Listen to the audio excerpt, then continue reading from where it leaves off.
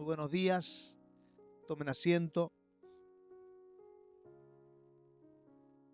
En esta mañana quiero conversar con ustedes sobre valores que deben recuperarse, valores que deben recuperarse.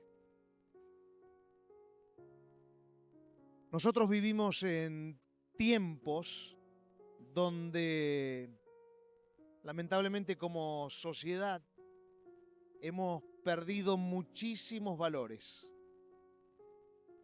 La tecnología avanzó, ustedes vieron lo que es la tecnología mundialmente, lo que ha avanzado. Como sociedad en la ciencia hemos avanzado, pero los principios esenciales que sostienen a las personas, los valores que sostienen a las personas, han ido descendiendo y eso produce consecuencias muy feas dentro de una persona y dentro de una nación. La maldad ha crecido muchísimo por la esencia esta de que se han perdido los valores. Como iglesia no podemos quedarnos callados cuando la sociedad está gritando de dolor por lo que está viviendo, está gimiendo la sociedad.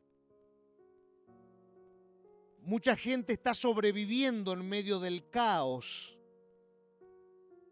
Muchas personas están sobreviviendo en medio del caos. Y no solo personas que no conocen a Jesús. Muchos que conocen a Jesús están también sobreviviendo. Y no son luz, y no son sal, y no son fundamento sólido para otros en esta etapa de la humanidad. Hoy quiero hablar de 3 valores que debemos recuperar. Número 1, el valor del trabajo. Número 2, el valor de la economía, del manejo de lo financiero. Número 3, el valor de la educación. La iglesia tiene que tener conocimiento de lo que la Biblia dice sobre trabajo, economía, educación. Y tenemos que ser portadores de la verdad bíblica en valores que nosotros mismos vayamos traduciendo en la sociedad a través de nuestras acciones. Hay muchos más valores con los que quiero trabajar en las próximas semanas, pero arrancamos con estos 3. Dice el Salmo 11, verso 3. Si fueren destruidos los fundamentos.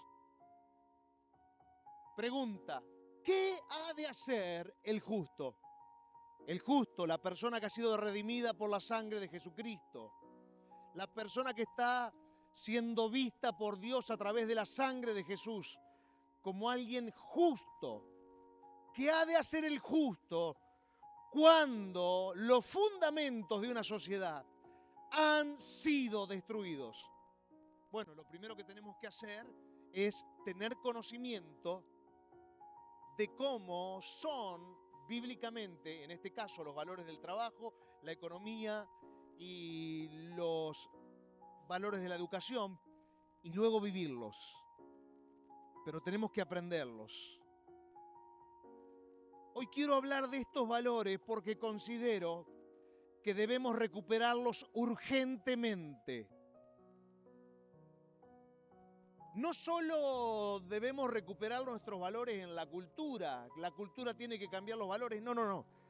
Tenemos que recuperar primero los valores en nuestras casas.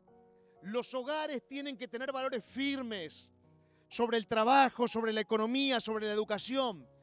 Repito, y muchos temas más, pero hoy solo serán estos 3. Tenemos que tomar decisiones. ¿Por qué? Porque si tengo en alto el valor del trabajo dignifica al hombre. Y el valor del trabajo es la expresión, cuando un hombre es trabajador, es la expresión del carácter de Dios. La economía no es como un simple manejo de los recursos. No es así. La economía es aprender a tener una buena mayordomía de mis ingresos, aprender a ser justo con lo que tengo, aprender a ser generoso con lo que Dios me ha dado. Pero tenemos que aprenderlo. Entonces, cuando aprendo, tengo visión de lo que necesito hacer. La educación. La educación no solo nos va a transmitir información, la educación va a formar nuestro corazón. La educación nos va a dar una ética correcta de vida. La educación nos va a dar una visión de cómo formar a las generaciones que siguen detrás nuestro. Entonces la Biblia no es indiferente a estos temas. ¿Por qué? Porque Dios mismo trabajó, proveyó, enseñó a través de Jesús. Y si como pueblo no recuperamos estos valores, la sociedad seguirá sembrando antivalores cristianos que traerán confusión, pobreza espiritual y pobreza social. ¿Abrimos el corazón para recibir la palabra? ¿Abrimos el corazón para recibir el mensaje que necesitamos conocer? Número 1, hablamos del trabajo. Dice Génesis 2:15. Tomó pues Jehová, Dios al hombre, y lo puso en el huerto del Edén para que lo labrara y para que lo labrara y lo guardase. Dios al hombre, antes de darle una familia, Dios le dio trabajo. O sea, en el principio de la creación, en el Génesis, Dios no le permitió acceder a una familia hasta que él no tenía un trabajo para labrar y para guardar la tierra. Nosotros, los sudamericanos, no hablo de los argentinos, Hispanoamérica podemos decir que hemos sido conquistados por los españoles, venimos de una cultura de 550 años desastrosa. Hablando del trabajo, a nosotros nos conquistaron los españoles, una cultura 100% católica. La cultura española no es una cultura basada en la Biblia. Latinoamérica, Hispanoamérica fue conquistada bajo una cultura no fundada en la Biblia. Sí fundada en misticismo, religión, pero nada que ver con la palabra de Dios. Ángel Arcalás, un profesor del seminario católico, dijo: España no fue nunca un pueblo de la Biblia. Uno mismo de ellos decía: España no es un pueblo de la Biblia. La visión del trabajo no existió en España. Piensen esto. Cuando los españoles conquistaron América, a Cristóbal Colón le hicieron una denuncia para mandarlo de vuelta a España. ¿Saben cuál fue la denuncia? Le hicieron un par de denuncias, pero la más fuerte de todas fue que Cristóbal Colón los quería hacer trabajar. Esto es real, esto es historia, esto no es un cuento, no es un chiste tampoco. Habían denunciado a su propio líder, por así decirle, porque el líder los quería hacer trabajar. En el año 1783, estoy haciendo historia para que vean de dónde venimos, el rey de España, Carlos III, tuvo que promulgar un edicto que decía: el trabajo no es deshonroso.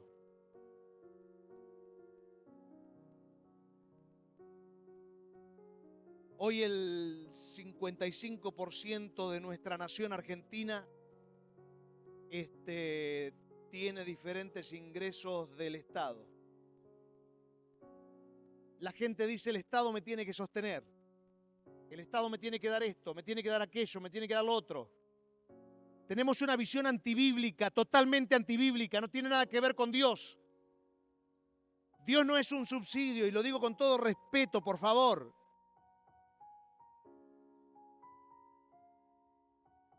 La Iglesia Católica vivía de la religión y vivía de los esclavos, y eso era lo que se enseñaba en Europa, en una parte de Oriente. Y para ellos la religión era el trabajo número 1. Ser sacerdote era el trabajo top, pero ser un trabajador era un trabajo de segunda clase. Entonces empezó a existir el trabajo religioso, que era el top, el ideal, y el trabajo secular. Y para Dios no existe ni el trabajo secular ni el trabajo religioso. El trabajo es trabajo. Hay mucha gente que le cuesta comenzar a entender de que el trabajo es parte de la esencia de un cristiano. Nuestro maestro trabajó. Nuestro maestro fue un guerrero trabajando desde los 12 años, porque a los 12 años tenían que decidir los judíos si se iban con el padre a trabajar o si se iban a estudiar con un sacerdote para ser sacerdotes.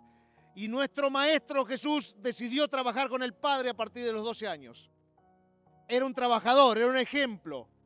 Entonces, hasta el año 1500, hasta el siglo III, la iglesia con los padres espirituales era una iglesia sana, bíblica. Cuando Constantino, Roma, toma la iglesia, empiezan a aparecer los papas y empieza a aparecer todo este gran movimiento católico hasta el siglo XV, que fue muy fuerte, que dominaban prácticamente todo, y nace la Reforma en el siglo XV. Y con la Reforma viene uno de estos valores, que es el valor de que el cristiano tiene que trabajar, de que el hombre debe trabajar, que se debe esforzar. Y hay 5 hombres que quiero nombrar. Martín Lutero, lo conocen por las tesis. Fue el primero que dijo, no tenemos que pagar indulgencias para ir al cielo. Dijo, no hay que pagar para que alguien salga del purgatorio. No le tenemos que rezar a las imágenes, decía Lutero. No, el único es Cristo. Los reformadores comenzaron a decir, solo Cristo, solo la Biblia, solo la gracia de Dios.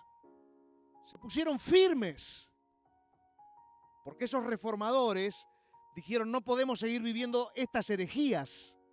Entonces, estos 5 hombres, que yo les puedo nombrar 30 hombres si quieren, pero voy a nombrar estos 5 nada más.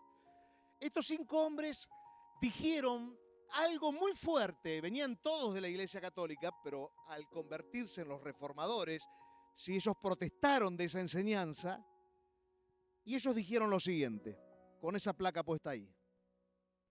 Lutero dijo, cuando un ama de casa cocina y limpia, debe ser alabada, porque eso es un trabajo para Dios. Los trabajos complacen a Dios, decía Lutero. El trabajo es un asunto sagrado, no es una actividad de segunda clase, porque la Iglesia Católica tenía a la actividad de segunda clase al trabajo secular. Y dice, Dios concede la bendición sobre los hogares y bendice al hombre cuando el hombre trabaja.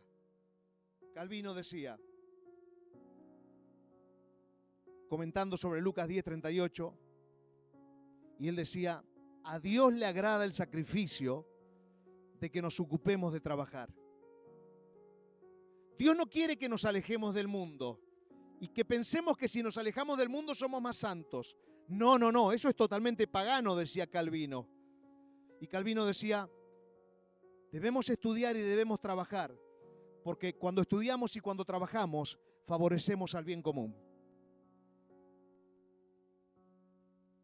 William Tyndale decía, no existe una diferencia entre lavar los platos y predicar la palabra. El que diga que predicar es más santo que lavar los platos, está muy equivocado. Muchos lavaplatos son más santos que los que predican. La acción de un pastor o un cura que guarda las ovejas es la misma que la acción de alguien que tiene un trabajo, como por ejemplo un lavaplatos. No existe el secularismo y lo sagrado. Esto es solo un invento de la Iglesia Católica, decía. Richard Steele decía, o dijo esto, dijo que en el comercio el ser humano podía esperar la gran bendición de Dios y en el comercio se podía experimentar la presencia de Dios. Hugh Latimer decía esto, es maravilloso que el Salvador del mundo, Jesucristo, no se avergonzó de trabajar. Jesús santificó todas las formas del trabajo.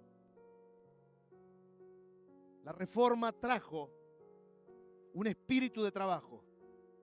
Todos debemos trabajar, todos debemos esforzarnos. Recién la mamá de Arturo, 83 años, me dice, trabajé hasta los 80 en un estudio de abogacía, hasta los 80 años, y dejé de trabajar porque vino la pandemia. Trabajar es digno, encerrarte en tu casa te puede terminar matando. Efesios 4:28 dice, vamos, Efesios 4:28, el que hurtaba, bien, el que hurtaba, no hurte más, sino, ¿qué dice Pablo? Trabaje, haciendo con sus manos lo que es bueno, no robando, sino haciendo con sus manos lo que es bueno, para que tenga que compartir con el que padece necesidad. Pablo dice ahora en 2 de Tesalonicenses 3:10, 2 de Tesalonicenses 3:10, porque también cuando estábamos con vosotros os ordenábamos esto. O sea, la esencia espiritual tanto del Antiguo Testamento, desde el Génesis, el Nuevo Testamento, es una esencia de un valor de trabajo. Los cristianos son trabajadores, los cristianos deben trabajar. Pablo trabajaba, hacía tiendas, carpas, tenía empleados. Pablo era un hombre de trabajo, de esfuerzo. Jesús era un hombre de trabajo, de esfuerzo. Proverbios 14:23 dice, en toda labor, en todo trabajo hay fruto, mas la vana palabra de los labios empobrece. O sea, si vos estás todo el día bla, bla, bla, bla, bla, bla y no querés laburar, ¿qué pasa? Te vas a empobrecer. Pero mirá, Milei, me va mal. Está bien, pero ¿laburás? Y no, pero tenés que laburar. ¿Bien? ¿Se entendió el primer punto? Entonces, para cerrar el primer punto, ¿tenemos que trabajar o no tenemos que trabajar? Ah, bien. ¿Tengo que depender de que me regalen o tengo que trabajar? ¿Quedó claro, no es cierto? Bien, perfecto. Vamos al segundo valor, el valor de la economía. La economía. Proverbios 21:20 dice, tesoro precioso y aceite hay en la casa del sabio. A ver, tesoro precioso y aceite está hablando de dinero, ¿bien? Rendimiento financiero. Mas el hombre insensato todo lo... ¿Qué lo hace? Bien, el sabio tiene tesoro precioso y aceite, el insensato lo disipa. Entonces, la ignorancia en lo económico o en la administración de lo financiero me lleva a la pobreza. La sabiduría en la administración del dinero que Dios me dio me lleva a la riqueza. O sea, no tengan miedo de decir la palabra riqueza, no es pecado. ¿Entienden? No, en serio, no es pecado. Que te vaya bien no es pecado. Entonces, el necio malgasta el dinero. El sabio sabe cómo administrar o cómo usar el dinero que recibe. Ahora, como venimos, Hispanoamérica viene de una conquista de ese país llamado España. En España no querían saber nada con lo que es el desarrollo del conocimiento económico financiero, aunque a ustedes les parezca mentira. Y ahora dentro de un ratito se lo explico un poco más.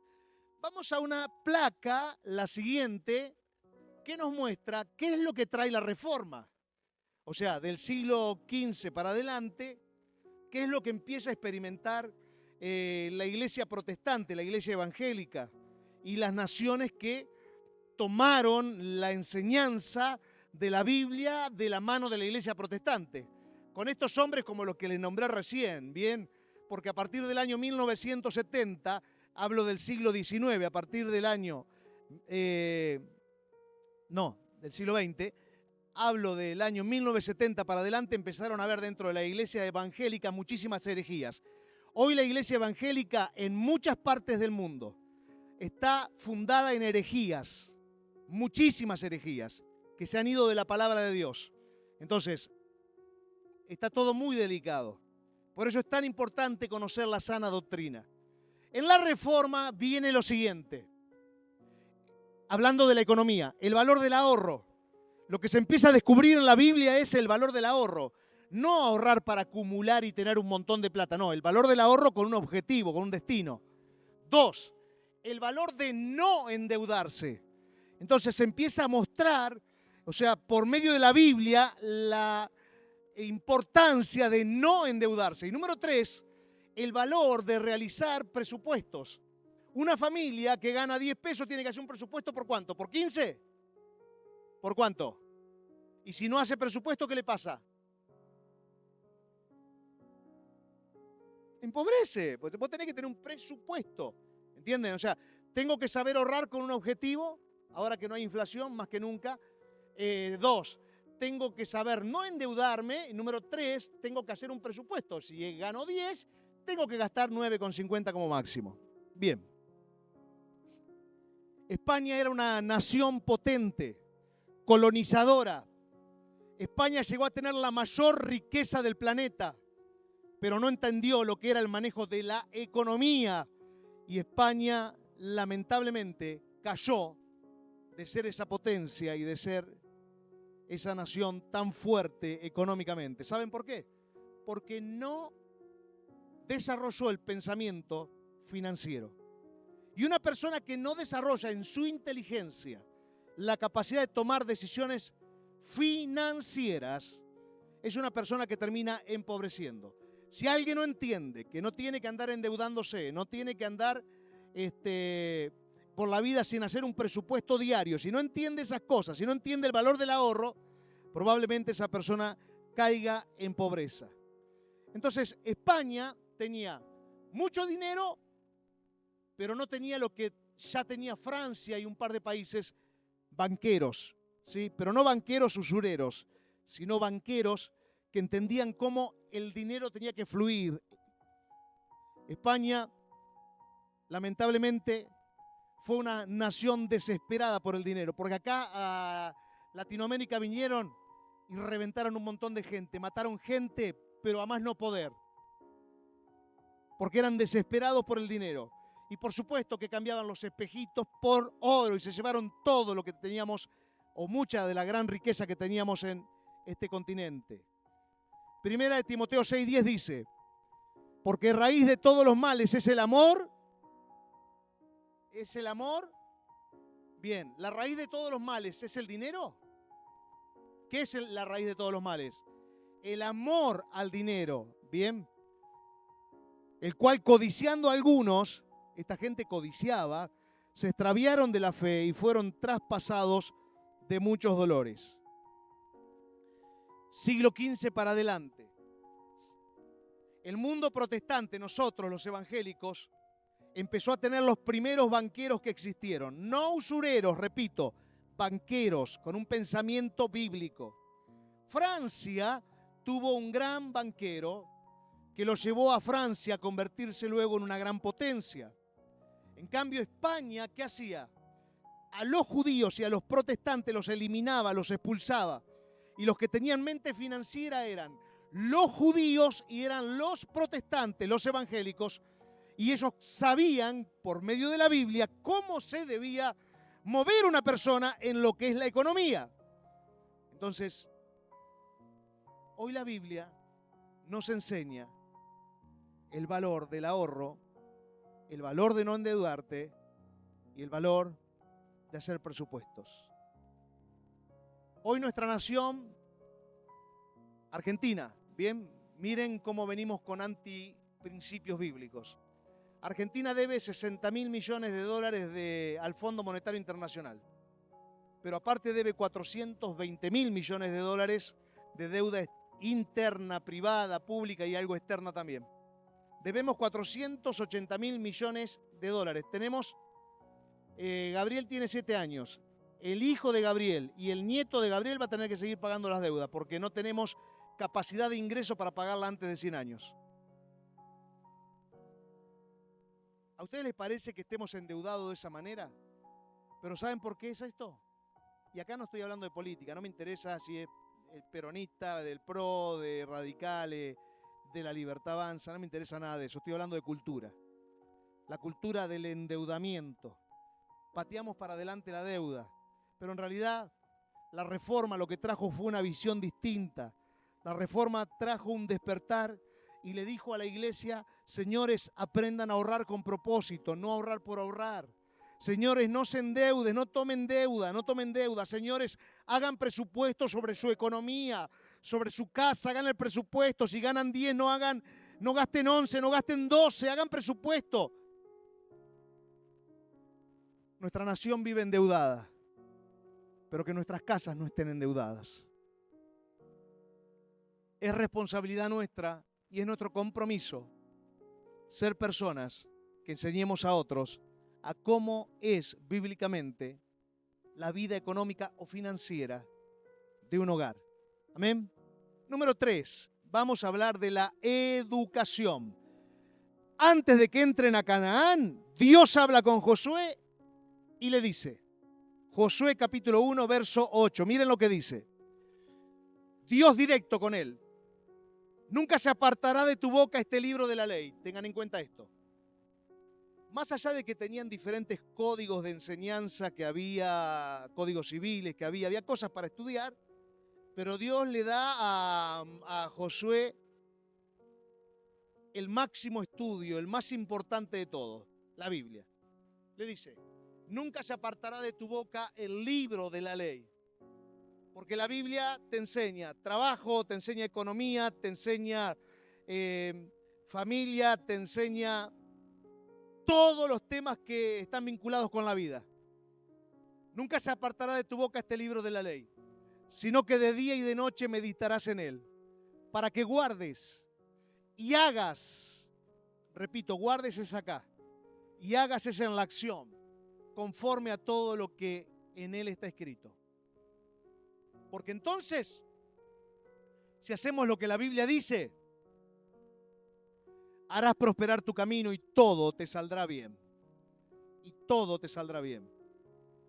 Pero lamentablemente venimos de una cultura, primero fue católica, ¿sí? En el siglo IV, donde empieza todo el misticismo, ¿sí? Se dejó la educación, se dejó la lectura de la Biblia por el misticismo y las cosas raras. Pero la Reforma revolucionó esto y trajo un concepto nuevo sobre la educación. Y miren lo que empezó a pasar. Presten atención a esto que les va a llamar les va a llamar mucho la atención, valga la redundancia. El 21 de mayo de 1536 se creó la primera escuela pública, la primera, y era obligatoria y era estatal. ¿Dónde? En Ginebra, Suiza. Los protestantes, la iglesia evangélica, fue la iniciadora de esta primera escuela. En 1547 se promulgó la primera confesión escocesa, donde se estableció que todos los pueblos debían abrir una escuela unida a la iglesia para enseñar a los niños. La Reforma trajo la educación.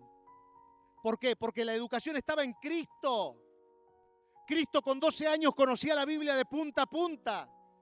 Los judíos, que nos marcan la ley, los hebreos nos marcan lo que es todo el Antiguo Testamento. Los judíos tenían la obligación de que a los 12 años el pibe tenía que saber toda la Biblia. El Pentateuco en ese momento. Entonces la Reforma dice, hay que estudiar, no puede ser. ¿Cómo que no se puede abrir la Biblia para estudiarla? ¿Cómo que solo puede una vez cada tanto un sacerdote leer la Biblia? Es más, los sacerdotes pasaban por muchas iglesias, no a enseñar, pasaban a recaudar lo que juntaban, pero no a enseñar la Biblia no se enseñaba. El 5 de junio de 1559 se abrió la Universidad de Ginebra. Esta universidad tuvo un prestigio tan alto que en 1918 Estados Unidos quiso comprarla para llevarla a Estados Unidos. Las iglesias, por convicción, estaban obligadas a abrir colegios. Las iglesias eran las fuentes de educación. No podemos perder la educación. La educación es una de las herramientas más poderosas que puede tener un pueblo, una ciudad. Bueno, pero yo no voy a cambiar la nación argentina por más que yo me eduque. No la vas a cambiar. Pero vas a cambiar tu vida, Vas a cambiar tu casa y vas a cambiar algunas personas con las que tengas contactos. Escuchen esto. En 1620, los Mayflowers llegan a las costas de Estados Unidos. Eran peregrinos evangélicos, protestantes. Y Estados Unidos fue conquistado por esta gente y el 80% de ellos sabía leer y sabía escribir.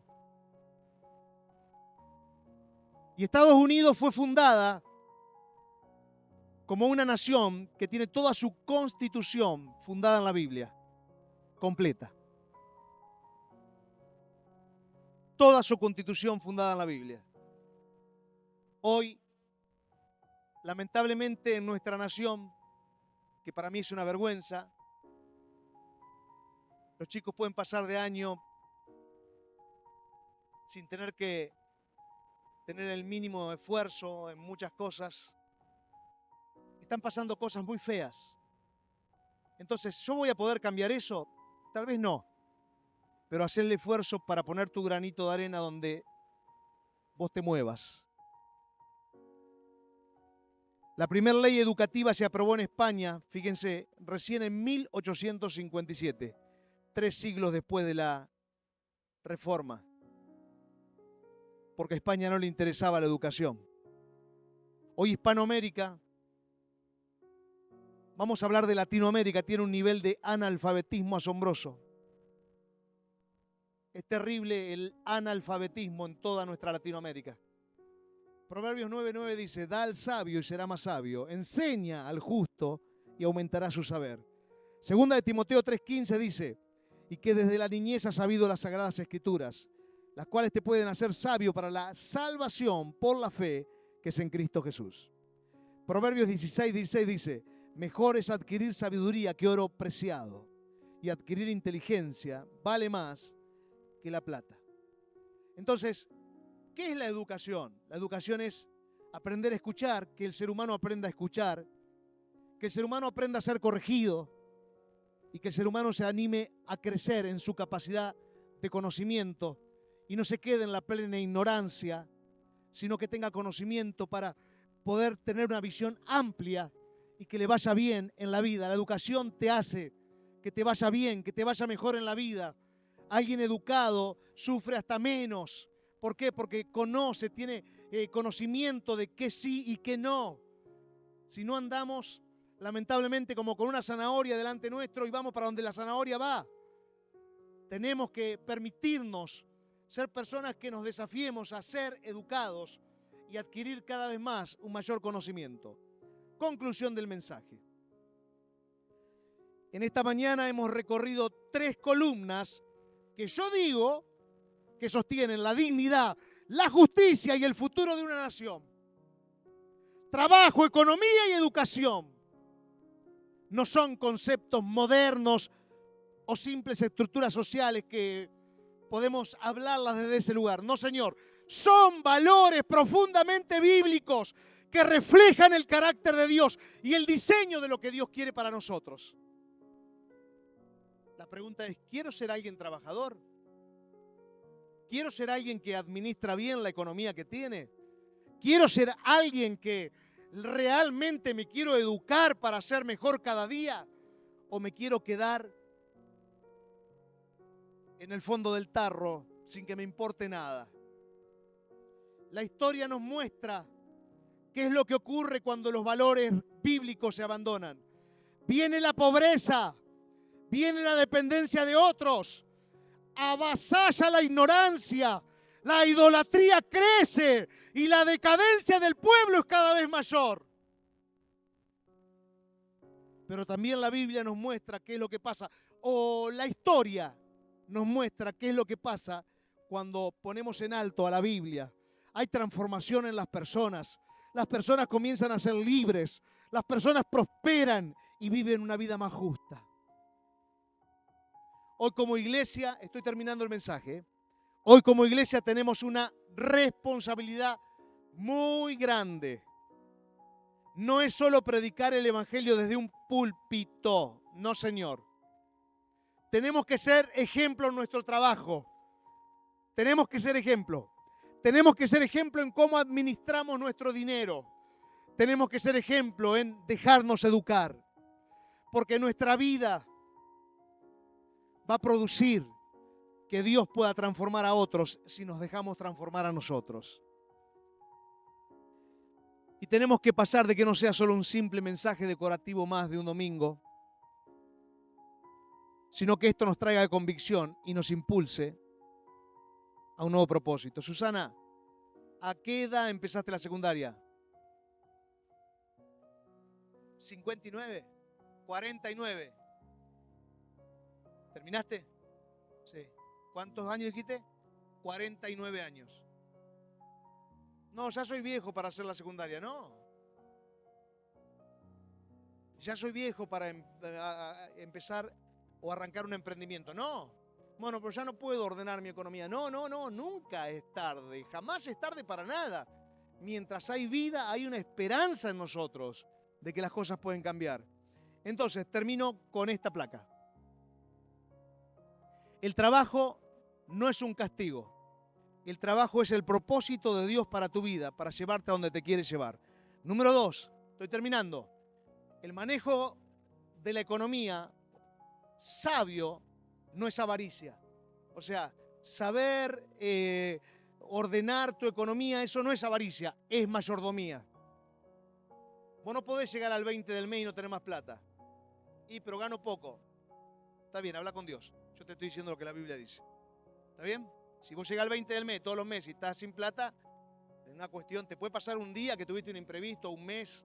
Ahora, si te pasa los 12 meses, ya no es un imprevisto, es un estilo. 3. La educación no es adoctrinamiento. La educación es formar generaciones que conozcan la verdad y que caminen en la verdad de Cristo.